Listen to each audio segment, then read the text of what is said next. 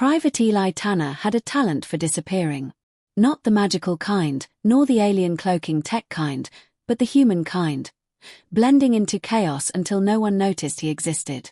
On the orbiting station Series 9, life moved like a clock constantly being rewound, engines hummed, coolant pipes hissed, and the clatter of metal boots against steel decks filled every corridor. Tonight, Eli hoped to remain invisible. No missions. No inspections. No mistakes. Just him, a lukewarm tray of protein paste, and a corner table far from everyone else's attention. But in the moment he took a cautious bite, the station went silent. Not gradually. Not politely. But with a stillness so sudden it made his teeth chatter. Every voice, every clanging step, every low hum of machinery vanished. He froze mid-bite. Then came the gaze, hundreds of them, all fixed toward the entrance. Commander Kayla Vera had arrived. Tall, statuesque, with silver-toned skin that shimmered faintly under the station lights, her eyes were dark, sharp, and cold enough to cut through steel. She walked with a precision that made gravity itself seem subordinate. Eli's heart tried to leave his chest. Conversations died, chairs stopped scraping, and the faint hum of the station's life support became deafening. Kayla's eyes scanned the room with deliberate care. Every hardened veteran, every skilled pilot, every scheming engineer was evaluated in a fraction of a heartbeat. And then they landed on Eli. "No," he whispered to the tray in front of him. "Not me. Anyone but me." She moved toward him, boots making soft metallic thumps that reminded him painfully of impending doom. Before he could even rise, she was seated beside him, close enough that he could feel the warmth radiating from her body armor. "You," she said simply. Eli blinked. "Me. You shielded my flank during Deadliest 7, she continued. "When every order was to retreat, you held. You saved my life." Eli's mind scrambled for context. Deadliest 7 was mostly smoke, screaming alarms, and his own attempts not to die. "I think I ran a lot," he stammered. Kayla's ears, a long, pointed shape typical of her Vera lineage, tilted slightly. "Running does not disqualify heroism." Her voice dropped lower, weighty, deliberate. "You have given me a shield vow. In my culture, it is sacred. Until death or dishonor, we fight as one." Eli nearly choked. "Fight as one?" "Yes. You are bound to me in battle," Kayla clarified. "And if you prove worthy, perhaps in life beyond it." Around them, the cantina whispered in awe. The universe, it seemed, had decided that Eli Tanner would no longer be invisible. The next morning, Eli woke hoping that perhaps he had dreamed the night's events. But the universe remained unhelpful. Kayla was waiting outside his quarters, standing perfectly still, expression unreadable. "In Vera tradition," she said, "a shield pair begins each cycle together." Eli's heart sank. Daily rituals. At 6 in the morning. They walked in silence to the auxiliary training ring, a place for rookies and disaster-prone soldiers. Hollow targets flickered to life. Kayla gestured to him. "Show me your stance." Eli obeyed, feet flailing, arms awkwardly positioned. She circled him, scrutinizing each move. "Your feet argue with each other." "They're negotiating," he offered weakly. She laughed, a rare, soft sound for someone who had survived 50 campaigns. "Plant yourself. The floor is not your enemy." Training began. Plasma bolts flew, swings were made, and Eli screamed with preemptive fear every time a projectile came near. Kayla remained patient, correcting him, guiding him, saving him from self-inflicted disasters. By the end of the session, Eli was sweaty, exhausted, and convinced his limbs had declared a mutiny. "You adapt faster than you realize," Kayla observed. "I adapt to gravity," he replied, trying for humor. Her long ears twitched. "Useful trait, humor offsets fear." "Offsets terror," he corrected. She didn't respond, only observed him with sharp, measuring eyes. By midday, station alarms blared. Red lights flashed. Floors vibrated. Raider vessels had appeared on the outskirts of Series 9, their intent clear, destruction. Kayla turned to him, ears angled sharply. "As my shield pair, you will fight beside me." Eli groaned. I was hoping to survive breakfast. Now I have to survive interstellar battle. The raiders breached the station, metal bulkheads exploding inward. Eli flailed, dodging flying debris, while Kayla advanced, her blade humming with violet energy. She moved with a lethal precision that Eli could only dream of. "Duck behind the console," she barked. "Got it." Eli responded, sprinting, and tripping over the console. He collided with a raider, accidentally triggering a fire suppression system. Foam sprayed over the attacker, immobilizing him. Kayla glanced back, ears twitching in amusement. "You neutralized him." "Accidentally," Eli said proudly. She didn't correct him.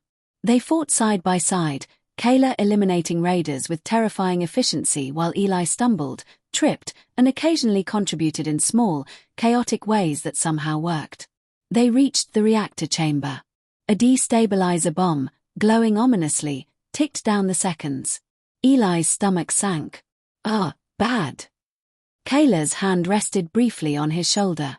"If it detonates, the station will be destroyed. Fight." Instinct, panic, and luck collided. Eli grabbed a plasma sidearm, aimed at the bomb's core, and fired. Sparks erupted.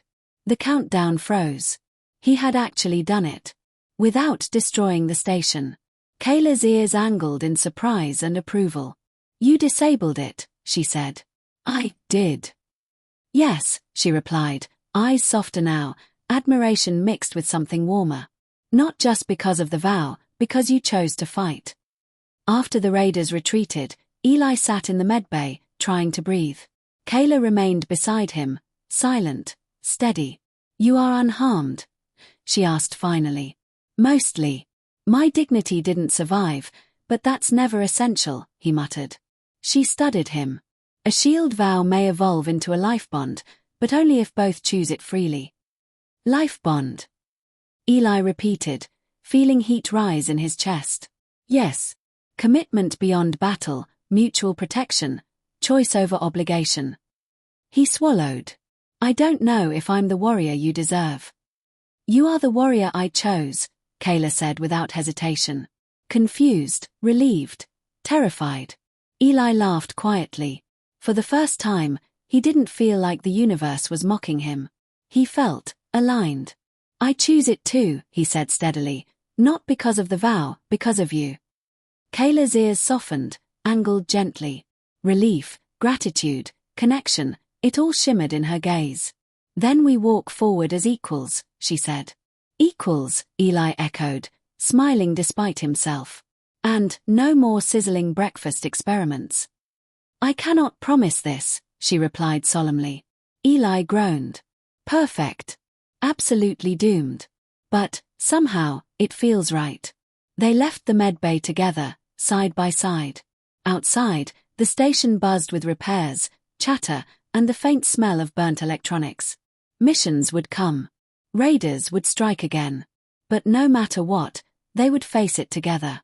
Eli Tanner, the invisible human, had survived the impossible. He had fought beside a legendary warrior, made the galaxy's most sacred vow, and for the first time, felt like he belonged, not by chance, but by choice. And somehow, that was the most terrifying, exhilarating, and wonderful thing of all. The next cycle on Series 9 began like any other. Not that any cycle on the station could ever truly be ordinary. Repair drones buzzed through corridors, engines hummed, and the faint tang of ozone from emergency systems still lingered in the air. Eli Tanner had survived his first battle as Kayla Vera's shield pair. He had even survived breakfast with her, mostly. Yet, as he trudged toward the galley, tray in hand, he knew the universe had a habit of proving him wrong. And it didn't take long. The alarms wailed again, higher-pitched, more insistent. Red lights blinked across the bulkheads. Floors vibrated with an intensity that felt less like a warning and more like a personal insult. "Raiders," Kayla said, voice calm but eyes focused. She was already strapping her armor, plating locking with smooth precision. Eli stared at her, heart thudding. "Again." "They learned from yesterday," she replied. "We can't underestimate them." Eli groaned.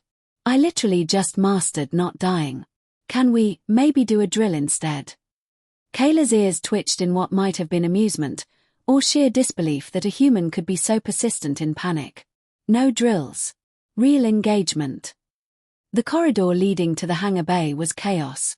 Smoke spiraled from maintenance conduits, alarms blared, and scattered crew tried to organize defenses. Raiders had breached the outer hull again, their ships clawing toward docking points with tenacity that made the station's automated guns quake in protest. "Stick close," Kayla ordered. "Your role is shield. Mine is elimination." Eli followed, hoping the word shield meant stand behind and pray. Unfortunately, Kayla's definition was slightly different. Stand behind, but also occasionally in front, just to remind him who was boss. The first raider squad materialized in the hangar like shadows bursting into light. Patchwork armor glinted under flickering illumination. Plasma weapons hummed, ominous and alive. Eli ducked instinctively behind a cargo container.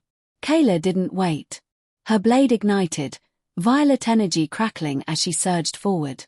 Eli had two choices: follow or be left behind. He followed, heart hammering. A plasma bolt shot past, missing him by mere centimeters. He screamed. Kayla glanced back. Efficiency or panic? Panic, he admitted, sprinting. She smiled faintly, almost approval. Her ears twitched, the subtlest sign of a predator amused. Eli grabbed a nearby cargo harness, swinging it like a makeshift weapon. By some miracle, he tripped the raider's balance, sending him crashing into the wall. Tactical, Eli insisted, ignoring the adrenaline that made his stomach knot. Kayla was a blur beside him, dispatching two more raiders with precision that made Eli's attempts at heroism look like clumsy puppet movements. Yet somehow, together, they formed a rhythm. She cut, he stumbled, she parried, he improvised. And every time he survived, every time he made it through a blast or a swipe, he felt capable. The raiders were strategic this time. They weren't just attacking, they were testing. Sensors indicated a destabilizer bomb planted near the station's main reactor once more. Eli groaned. Not again. Kayla nodded toward the reactor corridor. That's where we go. Perfect, Eli muttered. Nothing like running toward certain doom with the most terrifying warrior alive. The corridor was worse than yesterday. Debris littered the floor, fires burned in vents, and alarms created a dissonant symphony of panic. Eli stumbled over a torn cable. Sparks flew, briefly illuminating the raider advancing toward him. "Eli, now!" Kayla barked. He lunged instinctively, colliding with the attacker and sending both tumbling.